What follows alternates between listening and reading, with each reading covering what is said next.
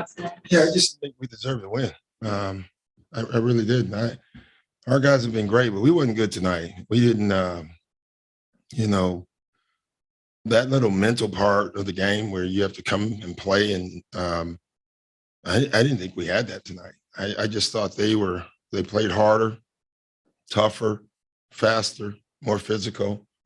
And, good things come to the energy, and I didn't think we were so sloppy execution wise. It's amazing. It felt like when we actually executed what we wanted, we got a great shot. I did think we missed some shots tonight, and that's fine because it's always going to be that make miss. But we just made so many mistakes. You can't win an NBA regular season game with the mistakes we made, let alone a playoff game. So listen, that's a good lesson for us. How much do you think Joel's hand impacted this?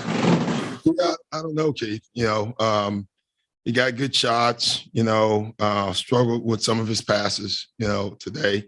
They were really aggressive in their double teams on him and all that. So it's going to be something he's going to have to deal with throughout the playoffs from this point on. It's not going to go away, and so he'll get better and better at figuring out how to use it. The first half, it's the second game in a row, just gone to a hole. Just what do you guys need to do to play better, execute better, not turn the ball over, not get out hustled on offensive rebounds, run a play. Like tonight, we were just a very unorganized team. We didn't execute today. We talked about it. We worked on it yesterday, and then we came out today and just didn't do it. Too many wasted possessions offensively. I know defensively, you look at their numbers, they shot 42%, and 110 is a lot, but I thought overall defensively we wasn't bad. We were just so bad offensively tonight. What do you think the cause of that is? Like not having up 3-0 2 days? Yeah, who knows? Keith, like human nature is human nature. You got to go get it, man, in this league. You really do. And you can't take it for granted. Just watching all the playoffs, guys are dropping like flies, and so you can't take a game for granted in this league, especially right now. This is still the end of the COVID tour. People forget that we had a late season last year. We started early and, guys are dropping. So we got to be very careful. There was a timeout at one point in the game where you and Tyrese had a pretty extended conversation with the court. I guess, what were you trying to get across to him, and how did you get him back toward, where he was at the beginning of this series? By getting him the ball more, number one, by executing. It's clear for me when we're running our stuff, Tyrese is the benefactor a lot. And when we're not, he's not. He's just standing on the sideline a lot, I thought there were many times, though, that he had it been settled. We settled all night. I asked him at one point, how many times did his fingernails hit the backboard? And he said once. And I said, I don't need to say much more, But that was more of a conversation about spacing, about, very positive conversation about taking charge and not, worrying about who you're on the floor with. He's just as important as everybody else.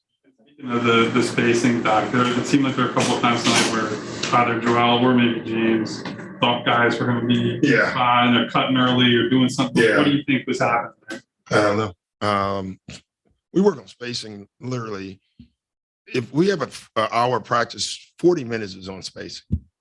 And from a coaching standpoint, sometimes it just really frustrates you, but give them credit. Like they played hard. They played physical. I thought we complained too much tonight. We just got to go play. To that point, I know when Joel gets off to those slow starts, it's one of those things where you would like James to maybe you give him more offensive force rather than playmaking. Yeah, listen, it was tied up after the first quarter. And we missed. I thought we missed a ton of open shots early on. So. Wasn't that frustrated. I just was frustrated with how we were playing. There's such a better version of us, and we didn't give ourselves a chance to do that tonight. And, so that was frustrating. I know it's difficult to find you don't worry about good players missing shots, but are you seeing anything with James? Maybe just not today specifically, just overall. No, James is a better player than I was. And so James is a hell of a player. I'm not concerned at all. James is going to make shots. He's going to make plays. He's doing a lot of driving. So he's in the trees a lot. Those are difficult shots. He's also playmaking for us. He had 9 assists, 22 points. It's the turnovers we got to cut down. And I still think there's a better pace for us to play. I thought James was actually locked in tonight. I really did. We just didn't play right tonight to help him out. So you said human nature is human nature. Is it hard to get guys to understand how, or at least play like this game can be bigger than it looks? Yeah, it is. I guess the answer after the game, is yes tonight. But I don't want to take away from what Toronto did. I thought they played hard. They played a bigger lineup at times and did a lot of switching. So give them some credit. They deserve to win the game tonight. I'm not going to sit here and complain. I'm not going to be, what they do. We got beat tonight. Do you see any similarities to this as last year? You guys went up 3-0. No. Last year, Joel got hurt in the middle of that game. I thought we were up at that point, if my memory serves me right. Yeah, and so that was completely different. And do you expect your team to respond? Because, it was one of those things where all the talk was about Joel. Yeah. And then the next game, you guys came out and responded. Yeah, well, I'll let you know. Honestly, as a coach, you do what you need to do. You get them ready. They'll be ready to play. But we got to play well, too. You can have a team ready to play and, whatever, but we'll be ready. I can guarantee you that. We got a long trip back. We got to get back, get some rest, get ready for the next game. Doc, you referenced those bigger lineups, maybe a function of Van Vliet's absence in the season. Yeah. What impact do you think Maybe they should just sit him. Tell Nick.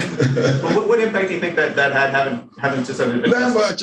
Obviously they do it in the games anyway. They just did it more because Fred wasn't there.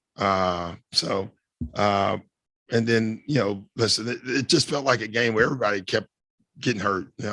And Fleet goes out. Tobias gets hurt. Danny's hurt with his back. Joel gets hurt. It was just one of Scotty steps on someone's ankle and goes down. I was like, me and Nick are going to play one-on-one in the game. I would like that. I'm all good with that one, even the way I move. But no, it's just one of those games, where maybe it was physical or whatever, and guys just got bumped tonight, got some nicks. Thanks, Coach. Thanks, guys. Thank you. Yeah.